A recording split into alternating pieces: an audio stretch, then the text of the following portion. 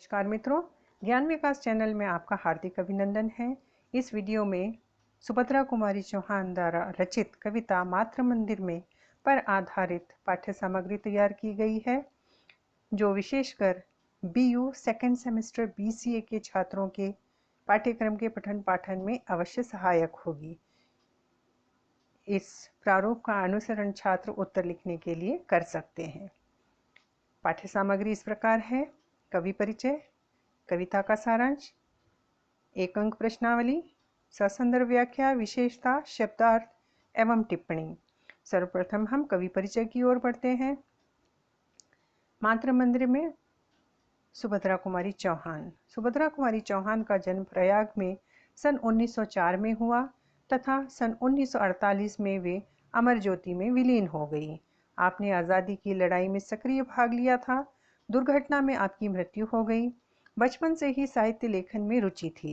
राष्ट्रीय आंदोलन में भाग लेती रहती थी, जिसके कारण देश प्रेम की भावना से रचनाएं ओतप्रोत रहती हैं।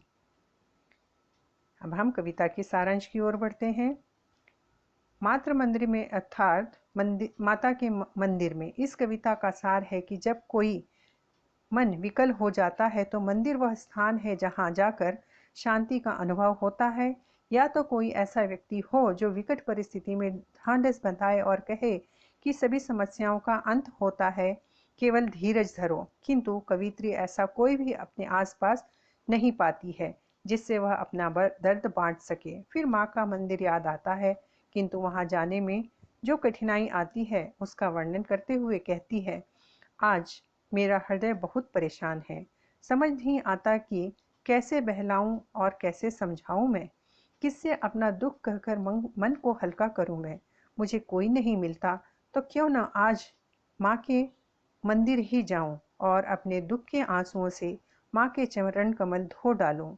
माँ के दर्शन कर लूं, किंतु उसे याद आता है कि वह निम्न जाति की छोटी गरीब है, उसका प्रवेश मंदिर में मना है। भगवान से प्रार्थना करती है कि मुझे आपके तक पहुंचने के रास्ते में बहुत कठिनाई है। रास्ते में कई पहरेदार हैं जो मेरे कमजोर पैर ऊपर चढ़ने में लड़खड़ा जाते हैं। प्रभु, अब आप ही मुझे संभालिए। आरती भजन के सुंदर संगीत और ज्योति जगमग मुझे आकर्षित कर रहे हैं। माँ, मैं वहाँ कैसे आऊँ?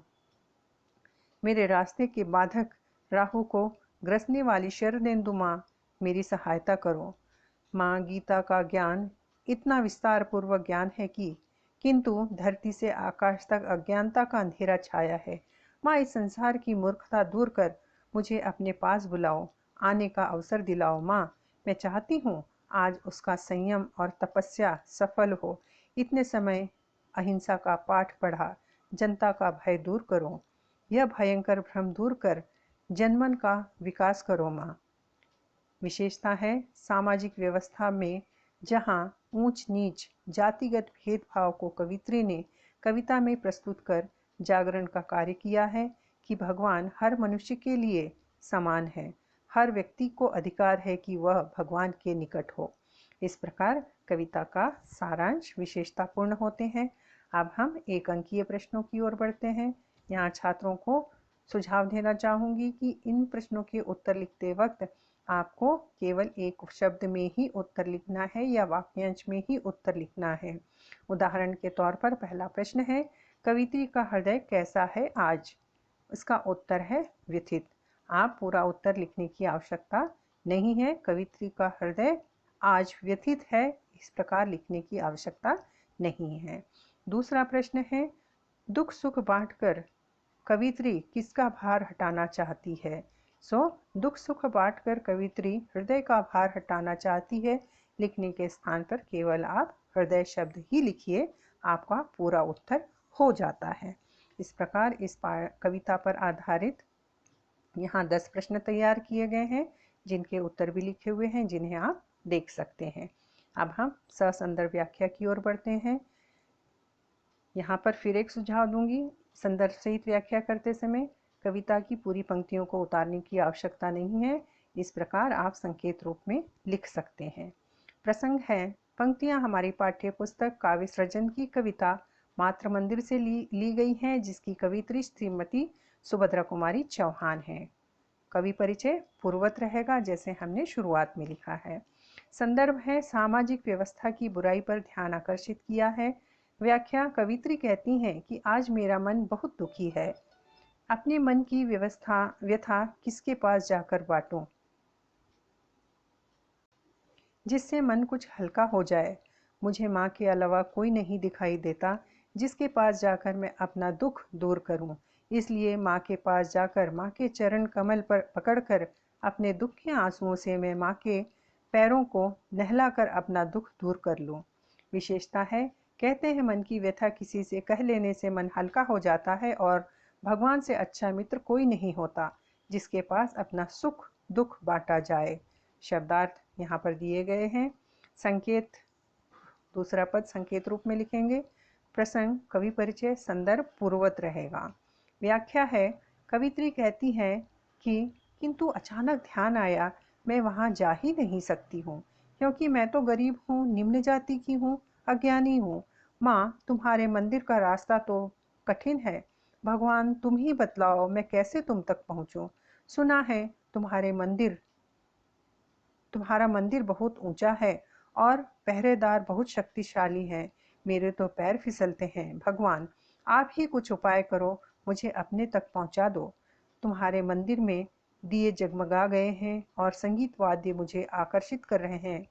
माँ, कुछ करो, मुझे वहां पहुंचा दो। राहु रूपी बाधाओं को दूर करो हे शरदिंदु माँ। विशेषता पूर्ववत रहेगी। शब्दार्थ दिए गए हैं। अब हम तीसरे पद की ओर बढ़ते हैं। छात्रों,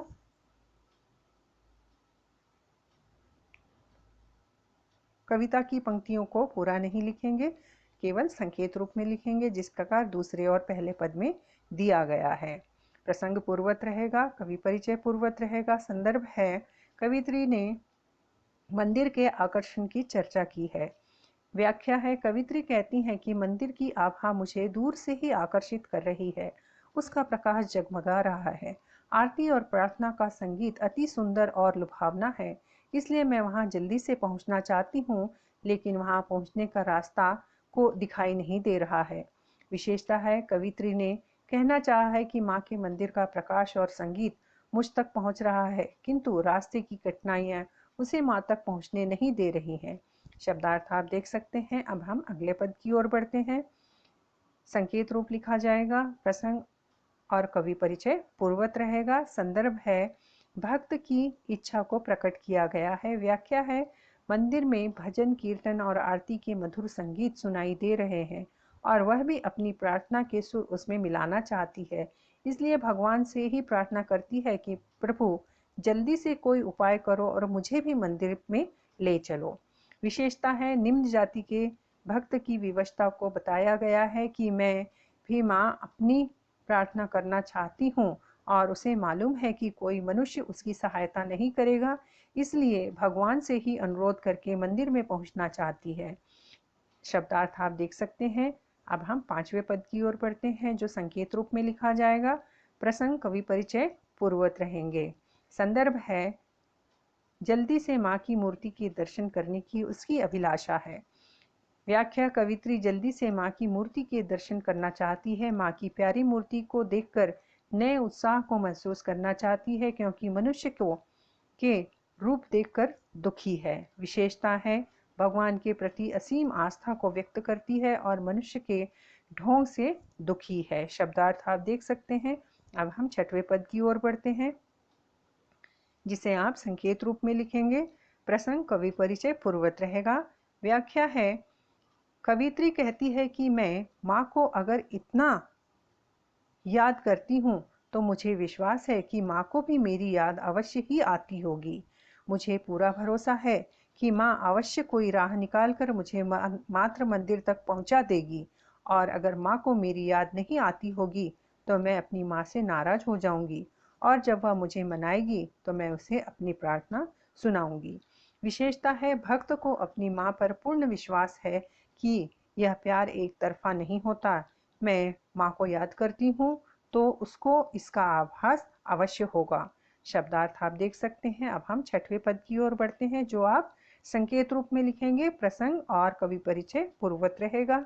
संदर्भ है, माँ के प्रति बच्चों की कोमल भावना एवं माँ को अपने बच्चों की कमियों भी अच्छी लगती है, बताया गया है। व्याख्या है, कवित्री कहती है कि मैं जानती हूँ कि माँ का हृदय कैसा होता है और मैं अपनी माँ की संतान हूँ तथा हर माँ को अपने बच्चे की कमियां भी अच्छी लगती है। वैसे ही माँ मेरी निम्नता पर गर्व करेगी, वो मेरी पवित्र भावना से खुश होगी। हे प्रभु, माँ के मंदिर में घंटे बज रहे हैं, आरती प्रारंभ हो गई है। प्रभु, आप मुझे भी उसमें शामिल कर दीजिए। अब हम 7वें पद की ओर बढ़ते हैं, जो आप संकेत रूप में लिखेंगे। प्रसंग और कवि परिचय पूर्वत रहेगा।